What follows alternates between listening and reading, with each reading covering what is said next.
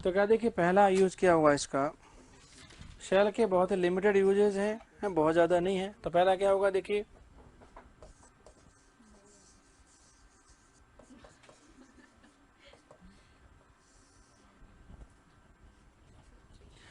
क्या होगा देखिए, सजेशन।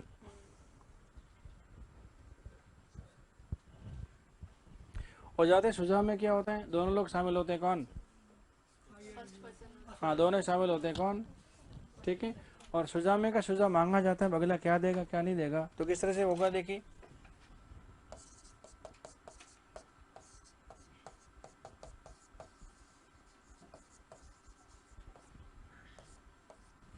ये सुझाव कैसे बनेगा, विद फर्स्ट पर्सन। और कौन होता है फर्स्ट पर्सन? आई और वी, दो ही तो होते हैं इसमें। लेकिन वो अलग टेंस का मामला था, अभी टेंस का मामला नहीं है, सारा मामला बदल गया यहाँ पे, ठीक है ना।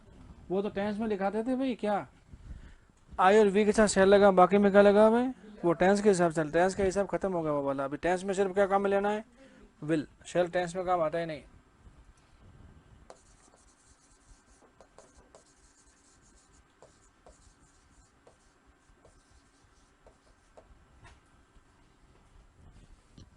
क्या लिखा देखिए, what shell I do now का मतलब क्या हुआ।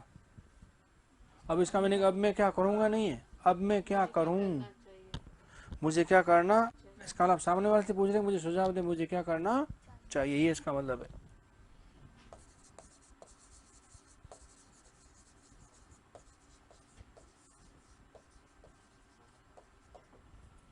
क्या लिखा देखिए, where shall we go now, अब हम कहाँ जाएं, मतलब हमें अब कहाँ जाना चाहिए। घूमते घूमते घूमते कहता कुछ रह गया क्या घूमना भाई, अब कहाँ जाना चाहिए, तो अब हम कहाँ जाएं। आप समझ रहे हैं हिंदी को बिंदी के साथ, अब हम कहाँ जाएं।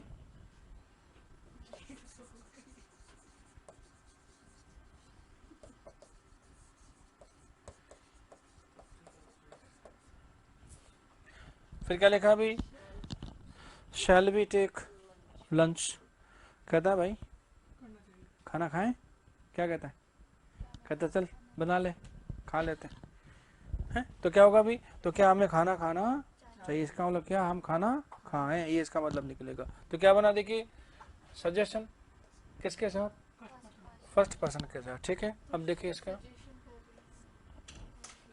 ओके।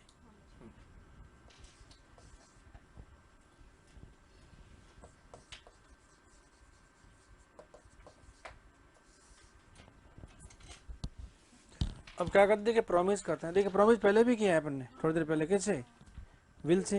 अब कैसे करते हैं, शेल से। मतलब कैसे पता चलेगा विल से करना है कि शेल से करना है, मैं बता रहा हूँ।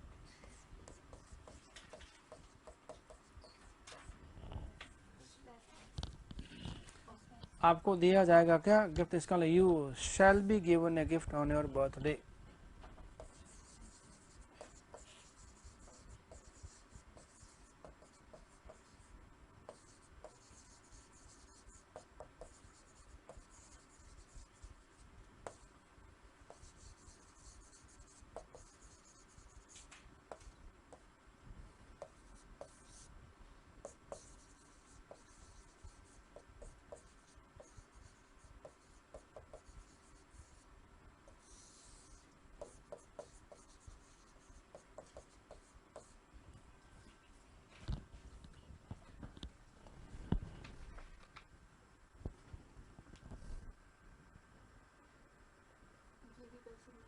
हाँ, ये भी पैसे में आएगा भाई। थ्रेड बॉन्डिंग आप कैसे करते हैं, एक्टिव में तो क्या होगा आपका, विल से होगा, पैसिव में क्या होगा आपका, शेल से होगा।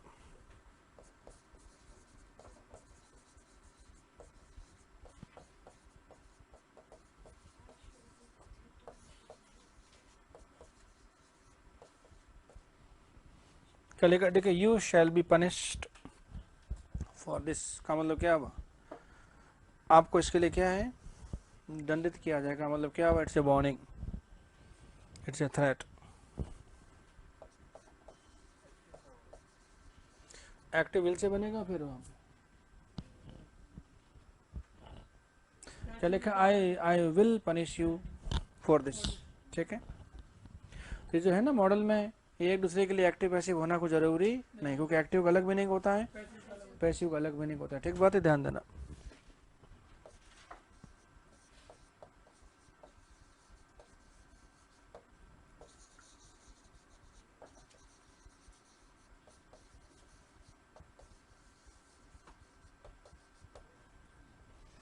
तो क्या लिखा, देखिए, you shall be fired if you come late again.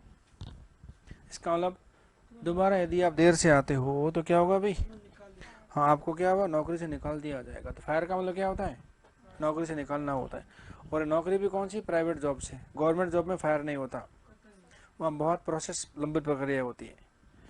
पहले सस्पेंशन होता है, उसके बाद यदि सस्पेंशन ठीक नहीं लगा, गड़बड़ होती, क्या होगा, फिर डिसमिसल होता है। और प्राइवेट में क्या होता है, कहते शाम को काम देके जाना, नहीं किया तो कल मत आना, हिसाब कर लियो सुबह आके।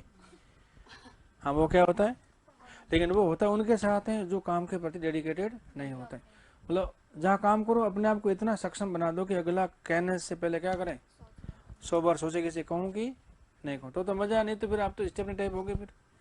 तो कहीं भी काम करो स्टेपनी के रूप में नहीं, जो भी काम करो फुल कैपेसिटी के साथ, मतलब उसकी जरूरत बन जाओ आप, फिर काम करने का मजा अलग होता है। फिर उसके बाद मन मुताबिक क्या मिलता है, हाँ, फिर मिलता है मन मुताबिक पैसा। उसके कहने की हिम्मत नहीं हो सकती। और जब भी कहता है कि साहब मन नहीं लग रहा, तो कोई बात नहीं बेटा, 2-5 हज़ार एक्स्ट्रा ले ले, वर्क फ्रॉम होम कर ले, कोई दिक्कत नहीं, छोड़ के मत। तो ऐसा चाहिए डेडी। और सरकारी बनने के बाद निकाल के देख, फिर उल्टा चैलेंज करते तो लग जाए एक बार, उसके बाद तो पसीने आएंगे इनको। और वाकई पसीने आते हैं आदमी को गवर्नमेंट जॉब में से निकालने के लिए। तो 3 यूज हो गए किसके भाई जी, शैल के। क्या क्या बना, सजेशन, क्या हो गया, प्रॉमिस, और क्या हो गया आपका, थ्रेट या वार्निंग। तो कितने यूज है बताओ, लिमिटेड यूज है। इनको बार बार क्या करना है, रिवाइज। और रिवाइज किया तो क्या हुआ, और एक आध प्रश्न आपके इसमें आ जाएगा। और जब प्रैक्टिस करोगे तो एक आध प्रश्न अपने आप ही हो जाएगा। बहुत ज्यादा नहीं आते मॉडल से, एक आध प्रश्न मिलेगा आपको। वो टॉपिक है उसमें दे रखा है अलग से, है ना। इसमें तो टॉपिक है ही नहीं, थोड़ा दे रखा है अपना, एक आध प्रश्न आएगा इसके अंदर, ठीक है ना। तो विल में क्या क्या बातें होगी जरा देखें। तो विल में क्या बनेगा आपका, फ्यूचर टेंस बन के आता है। फिर क्या होता है, इन्विटेशन होता है। यहाँ क्या होता है आपका, रिक्वेस्ट। और वो भी कैसे बनता है, विल यूज से बन के आता है, बाकी और कोई उसमें तरीका नहीं। अच्छा, उसके बाद क्या बनता है, विलिंगनेस, मतलब आप किसी के लिए काम करने की इच्छा रखते हैं अंदर से। फिर क्या बनता है, आप धमकी दे सकते हैं किसी को कुछ, ठीक है। और हाँ, एक्टिव वॉइस में। फिर क्या कर सकते हैं, आप किसी को वार्निंग कर सकते हैं आप, ठीक बात है। आप किसी को प्रॉमिस कर सकते हैं किसमें, एक्टिव वॉइस में, ठीक बात है। आप यूज कर सकते हैं कंडीशनल में। कब यूज करेंगे, जब इफ के साथ क्या होती है, आपकी फर्स्ट वर्ब होती है, तब आप इसको इस्तेमाल कर सकते हैं, ठीक है। अच्छा, उसके बाद क्या होता है, कई बार आपको एज्यूम करना होता है किसी माहौल को देखकर, तो वहाँ भी क्या काम में आता है आपका विल। तो दिक्कत कहाँ है, तो एक बार पढ़ लो और मौखिक रूप से क्या करो, एक बार दिमाग में देखो कौन कौन चीज कैसे कैसे काम में आ सकती है। और एक बार आपको मौखिक रूप से देखना पड़ेगा, और एक बार लिख दिया ना अपने हाथ से कि क्या क्या हो गया, तो फिर देख के लिखा ना, तो फिर वापस आदत पड़ेगी मुझे देखना पड़ेगा।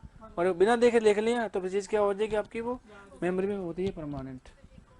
उसके बाद जब जरूरत पड़ती है रिकॉल भी होता है। और एग्जाम में एक्चुअली सारी चीज मुख जबान याद नहीं होती, वो रिकॉल होती है, जिनकी आपने क्या कर रखी होती है, प्रॉपर प्रैक्टिस कर रखी होती है। तो वही practice makes a man perfect, करना पड़ेगा। आज इतना ही बहुत है।